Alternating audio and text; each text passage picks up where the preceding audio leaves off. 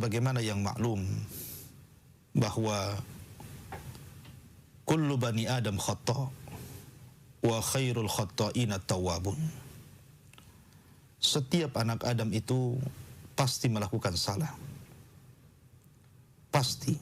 Tidak mungkin tidak. Bahkan manusia yang lebih baik dibandingkan kita, lebih takwa, dijamin masuk surga. Adam alaihi salatu wassalam, beliau melanggar aturan dan perintah Allah subhanahu wa ta'ala, memakan buah larangan. Akhirnya Allah subhanahu wa ta'ala keluarkan Adam dari surga ke dunia. Qulna ihbitu minha jami'ah. Nabiullah Yunus alaihi salatu wassalam, ketika dia meninggalkan dakwah kepada kaumnya, maka Allah subhanahu wa ta'ala sempitkan Yunus. Bahkan Allah subhanahu wa ta'ala masukkan ke dalam perut ikan dan berada dalam 3 kegelapan. Kegelapan perut ikan, kegelapan dasar lautan, dan kegelapan tengah malam. Nabi Musa alaihi salatu wassalam pernah membunuh walaupun tanpa kesengajaan. Fawaqazahu Musa faqadha alaihi. Maka Musa pun kemudian memukul anak muda dari Bani Israel sehingga anak muda itu kemudian meninggal dunia.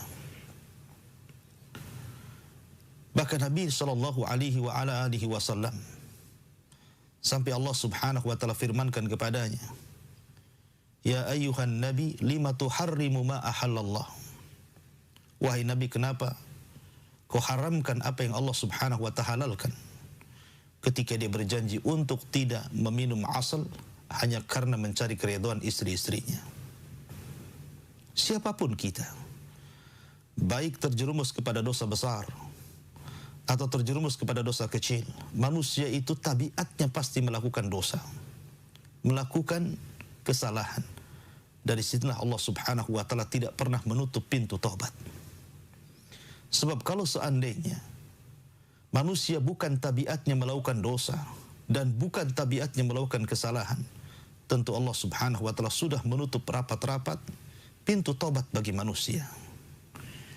Itulah rahmat Allah subhanahu wa ta'ala yang Allah subhanahu wa ta'ala karuniakan kepada kita. Makanya di zaman Nabi sallallahu alaihi wasallam ada anak muda yang kemudian datang kepada Nabi sallallahu alaihi wasallam mengakui dosanya. Maka Rasul mengatakan, istaghfirillah, bertobatlah kepada Allah azza wa jalla. Kemudian dia mengulangi lagi. Kemudian dinasihati untuk bertobat, kemudian dia mengulangi lagi sampai kemudian dia capek. Akhirnya Rasul mengatakan, innallaha la yamal hatta tamallu. Allah tidak pernah bosan sampai kalian yang bosan. Oleh karena itulah maka kalau Allah subhanahu wa ta'ala uji anda untuk melakukan kesalahan dan dosa, kemudian anda bertobat, kemudian kembali melakukan kesalahan dan dosa, kemudian akan anda bertobat, dan begitu seterusnya, maka jangan pernah ada pikiran dalam benak kita bahwa Allah subhanahu wa ta'ala akan menutup pintu tobat kepada kita. Karena itu yang disenangi syaitan. Setan senang apabila seorang hamba kemudian yai'as min rauhillah, putus asa dari rahmat Allah subhanahu wa ta'ala. Ma'asyiral muslimin yang dimuliakan Allah subhanahu wa ta'ala, Allah subhanahu wa ta'ala berfirman, wala tai'asu min rauhillah innahu la yai'asu min rauhillah illal qaumal kafirun. Janganlah kalian putus asa dari rahmat Allah azza wa jalla, karena orang yang putus asa dari rahmat Allah subhanahu wa ta'ala tidak lain kecuali orang-orang kafir. Karena Allah subhanahu wa ta'ala sangat jelas menerangkan dalam Al-Quranul Karim, innallaha yuhibbut tawwabina wa yuhibbul mutatahhirin. Allah itu senang kepada hamba-hamba Allah yang bertobat dan hamba-hamba Allah yang membersihkan. Dari sini maka teruslah perbaharui tobat kita dan teruslah perbaharui tobat kita.